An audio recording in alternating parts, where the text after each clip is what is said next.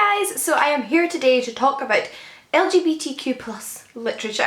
I've decided to go for LGBTQ plus just because right now it just seems like the most inclusive term, especially given the plus symbol. But obviously there are a wide variation of what people prefer to use, but this will have to do for now. I thought in this video I could talk to you about some of my favourite LGBTQ plus literature.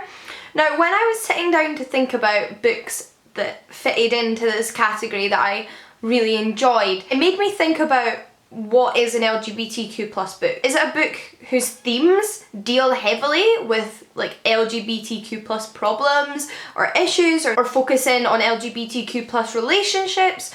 Or is it just any book that features an LGBTQ plus character? So I've picked books from across those categories, trying to be inclusive, but it also made me realise how in comparison to non-LGBTQ plus books, how few I've actually read and how much of a shame that is. So please, once you've watched this video, leave me some recommendations down below and I'll discuss more about the different types of LGBTQ plus literature and kind of where I'm feeling like there's gaps in my reading as well. I wanted to kick things off though with a piece of ancient literature for multiple reasons. So I've decided to go for the poetry of Sappho. Now the reason I've decided to go for the poetry of Sappho is because I'm sure when a lot of you think about ancient Greeks, you think about how liberal they were in that they embraced homosexuality. Now I'm not going to turn this into a history lesson, but I would like to emphasise first of all that there's no Greek word for homosexuality. The way they thought of sexuality was very different from the way we do, and even though they were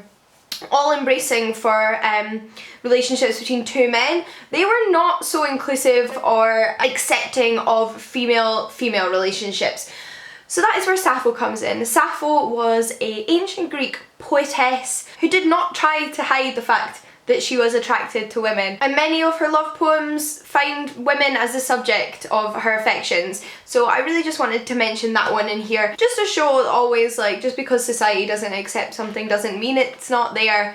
And these are also just wonderful poems and I would highly recommend them to you as LGBTQ plus fiction or not. There's also various other topics in here, and yeah, I love Sappho. So following on the theme of Greek mythology, I next have Ali Smith's Girl Meets Boy. Now this is from the Canongate Myth series, and the Canongate Myth series are retellings of myths from various cultures, this one being a retelling of one of the stories from Ovid's Metamorphosis, or at least an interpretation, a book inspired by that story. This one deals with sexuality and gender identity. It focuses on the fluidity of gender, the meaninglessness of gender really, because gender is a social construct. The ideas of gender are ideas that we've constructed around the ways certain people should behave and should be. So this kind of emphasises how meaningless that is. And it's a really wonderful book. It's a very short book, and I know a lot of Ali Smith's writing deals with LGBTQ plus themes, although this is the only one I've read so far. I really want to read more of her books, so yeah, would highly recommend this one. Now to change things up a little bit, I wanted to mention a fantasy series. It's Robin Hobb's The Rainwild Chronicles, the first of which is The Dragon Keeper. Now this is where my kind of debate came, what makes an LGBTQ plus book? Because in this series there are multiple characters who identify themselves as gay. Although there's no lesbian women in this book, there are gay men. And one of the nice things about it is how it's just there. It's not that the author doesn't deal with how this can be difficult for young people coming out, expressing their sexuality to other people, but it's not the focus of the book. It's just something there, and it just emphasises how it's okay, and I just think that's really wonderful, especially for young people who might be made to feel that it's not okay.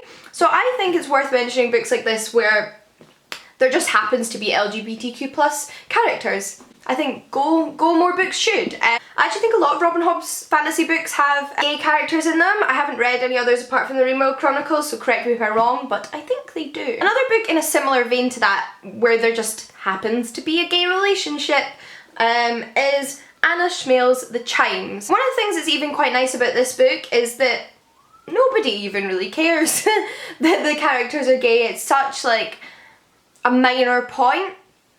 They don't even talk about the fact that they're gay, they just happen to fall in love with each other and they're both boys, and I just think that's nice. And like, although this book I didn't read for a romance and wasn't necessarily expecting a romance.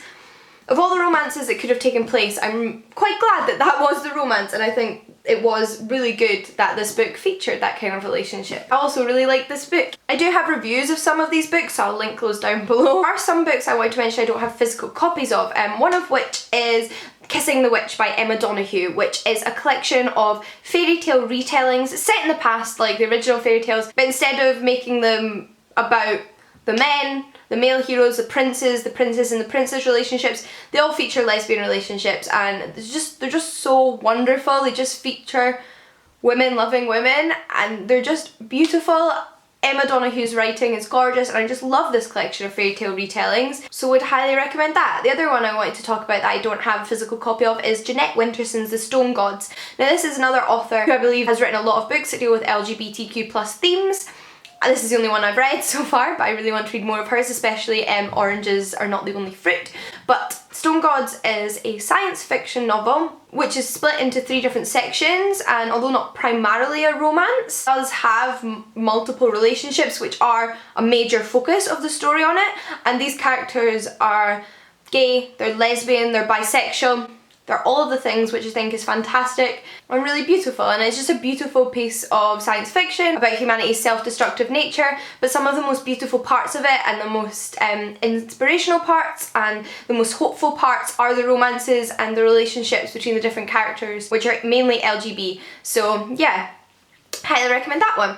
And last but not least, coming back to the ancient theme, I want to mention Hold Your Own by Kate Tempest. This is a collection of poetry which kind of follows a plot, and it is a retelling of the Greek myth of Tiresias the prophet, who lives as both a man and a woman. So this book doesn't just deal with LGBTQ+ themes, but it does deal a lot with gender identity once again, the fluidity of gender identity, the changeability of gender identity, the sexual orientation and how you don't necessarily need to be attracted to one sex, and also the expectations placed on people's genders and kind of like the expectations of you as a man or a woman and how those are unfair.